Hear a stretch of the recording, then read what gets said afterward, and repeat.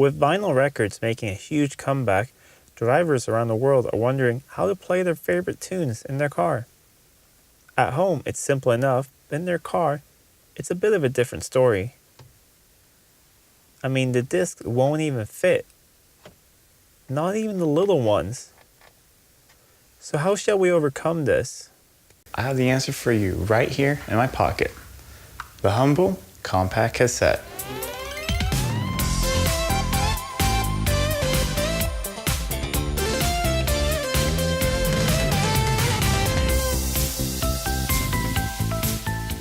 In my opinion, cassette tapes still have their place in classic cars. A modern head unit just doesn't look right. Sure, sometimes you'll get Bluetooth connectivity, which might be convenient, and you might get a little bit better sound, but it just doesn't look right. In my opinion, you should keep your original head unit. If it doesn't work right, get it restored, fix it yourself, or maybe replace it with a similar one. But just don't put in a modern one. It really does ruin the look. In this video, we are going to actually replace the unit in mine. I have a 1970s Grundig unit in there, and it's just not really working as it should. I have a 1970s Alpine unit that I got off eBay, which I believe works as it should, and we're going to try it out a bit later. And that's going back in there until I have time to fix what's wrong with the Grundig. Cassette tapes were the portable format of choice for about 30 years, so there's no shortage of tapes, head units, or spare parts. If you want some excellent information about how good cassettes actually can sound, then please check out Techmo's video on cassettes. There's a link coming up right now. He's one of my favorite YouTubers, and he really shows that the sound quality is a lot better than people remember or that people think. Anyways, back to cars and the 1977 XJ12. So now let's head on over to the workbench and have a look at the Alpine unit. I haven't powered it on yet, so we're going to try that first, see if we have any power to it at all. It looks to be in really great condition, and I actually really just believe that it's going to work just fine. So this is the unit that's going in the car.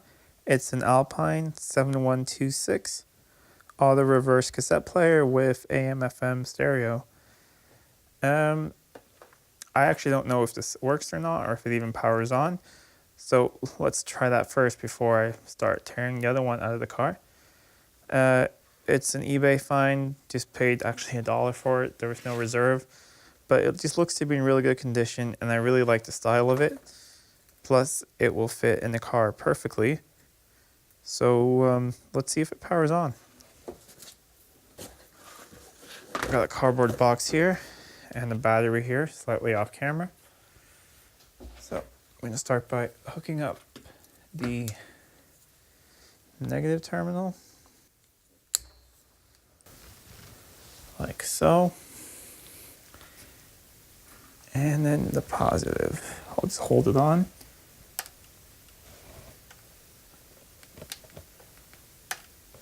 Oh yeah, it does light up a little bit right there. No smoke yet. Let's see if it takes the tape.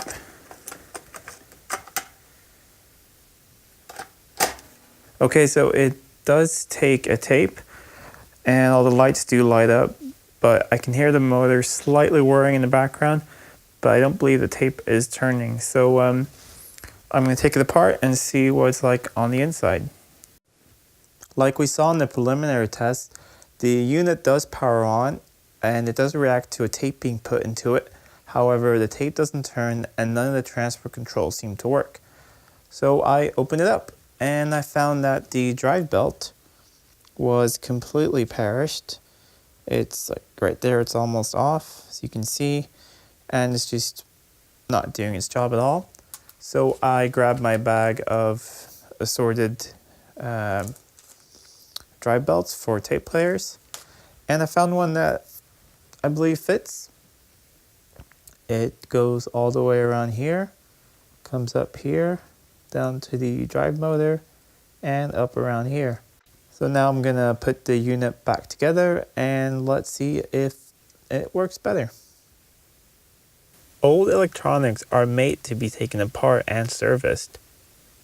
Just make sure to be patient and try not to break or lose any of the tiny parts inside the unit.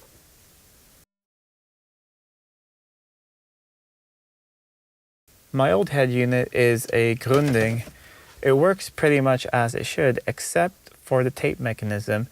It plays the tape, but after about half an hour or so, the pitch or the speed of the tape just keeps getting higher and higher and higher, to the point where you can't listen to the tape anymore. I've tried everything that I can so far. I've replaced the belts, I have cleaned all the contacts, I have set the speed a couple times, but it just doesn't keep a steady speed. I believe there's something internally, electronically wrong with it, probably a capacitor or something that needs to be replaced. It's not something I plan on doing right now. I'm going to keep the unit and put it on the shelf, but right now I just want to have a working cassette player in my car, hence I'm putting in the Alpine unit. But first, I have to tear this unit out.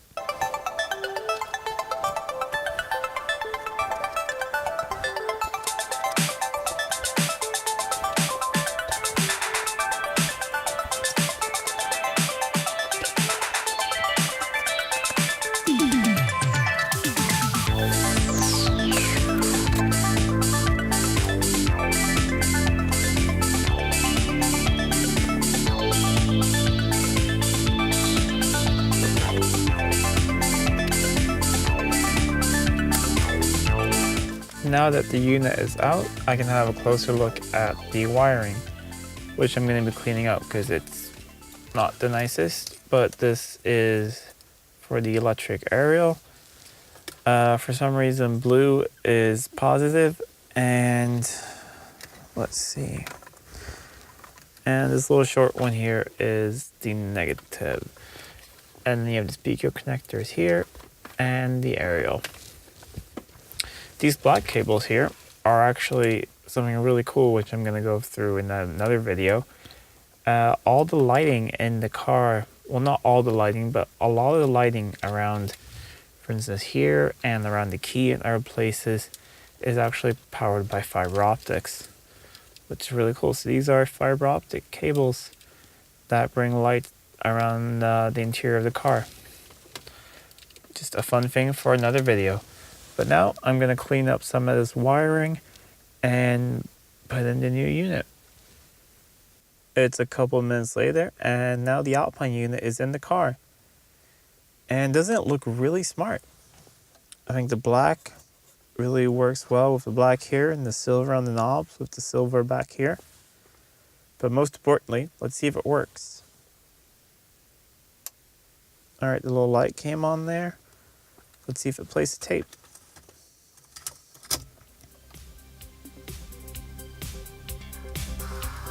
And what do you know?